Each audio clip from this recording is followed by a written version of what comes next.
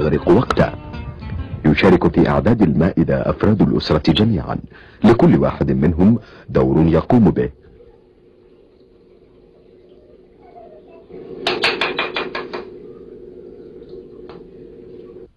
يوقع الحلمر في المساء لساعات، ثم يصفى ويضاف إليه السكر، ويقدم مثلجا مع الأبر الأبيض وعصير الليمون والكركديه.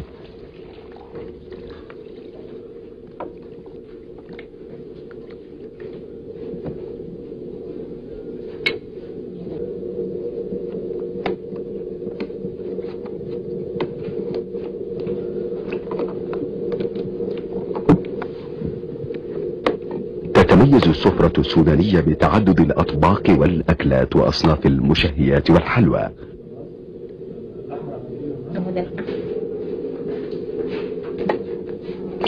وتعد صينية فضية كبيرة تزدان بالأطباق المختلفة، وتمثل الجراصة والعصيدة والبليلة أطباقا أساسية في إفطار الصائم. ويعشق السودانيون الطعمية والسلطة الحمراء والسلطة البيضاء، وتعمل من اللبن الحامض أو الزبادي، يضاف إليها مبشور العجور أو الخيار مع الجزر، ويضاف لها مسحوق الثوم وقليل من الملح والفلفل.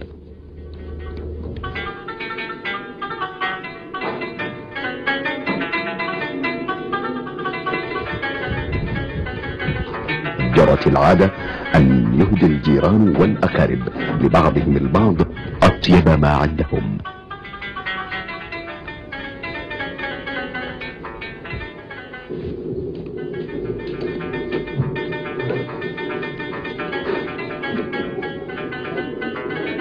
لحظة الغروب على مرمى حجر عند أفق الخرطوم، التي تبدو كما لو أنها تفيق من غشيتها، ثم تنطلق صوت المآذن تجلجل في سماء المدينة الهادئة جميلا رائعا. الله أكبر.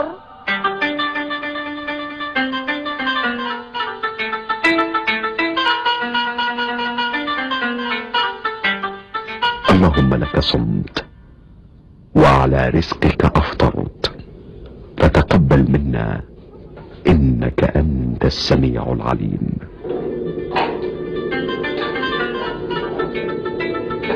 يتمسك السودانيون بعاداتهم التي تؤكد إكرام الضيف. إنهم يجلسون على الأرض ويأكلون جماعة في فناء مكشوف، ويدعون المارة إلى الطعام. إن الإفطار الجماعي في الطرقات عادة سودانية متأصلة في النفوس، ويهدف الإفطار الجماعي لبذل الأكل والشرب لعابر السبيل وللفقراء والمساكين.